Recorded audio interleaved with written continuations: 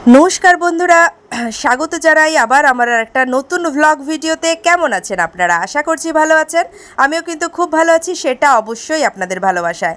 तो এই যে দেখুন কোথায় যাচ্ছি বলুন তো। আজকে যাচ্ছি ঝোল অন্ন, মানে মায়ের প্রসাদ বিতরণ চলছে। মা শীতলার পুজো হচ্ছে, দেশ পুজো। তো সেই উপলক্ষে ঝোল অন্ন বিতরণ চলছে, তো সেখানেই আমি যাচ্ছি।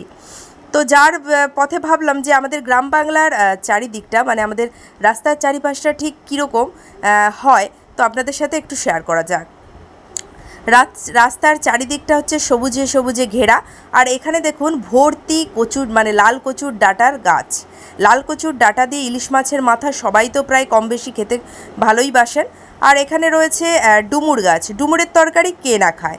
আর এখানে রয়েছে তাল গাছ। তাল গাছ দেখে মনে হচ্ছে কি বলুন তো, তাল গাছ এক পায়ে দাঁড়িয়ে সব গাছ ছাড়িয়ে উকি মারে আকাশে। তো তাল গাছের সাথে কিন্তু পাল্লা দিয়ে কলা গাছ আর নারকেল গাছও রয়েছে।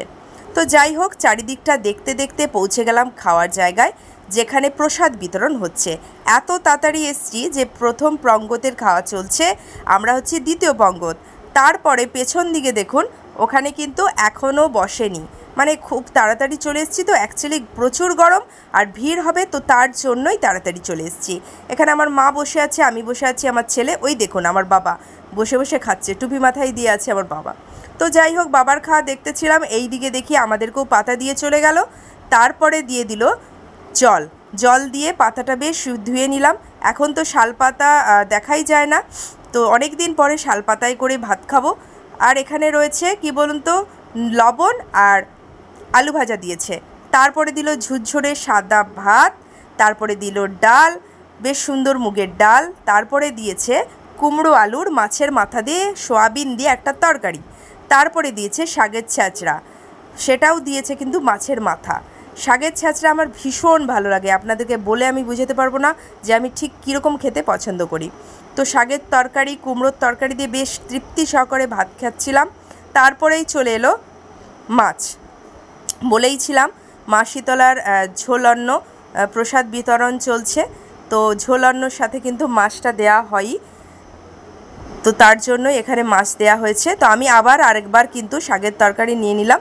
তারপরে মাছের ডিম দিয়ে একটা সুন্দর মিষ্টি করে চাটনি। তারপরে চলে এলো পায়েস। মিষ্টি আমি খাইনি, তবুও চট করে দিয়ে দিল, কি আর করার, খেয়ে নিতে হলো।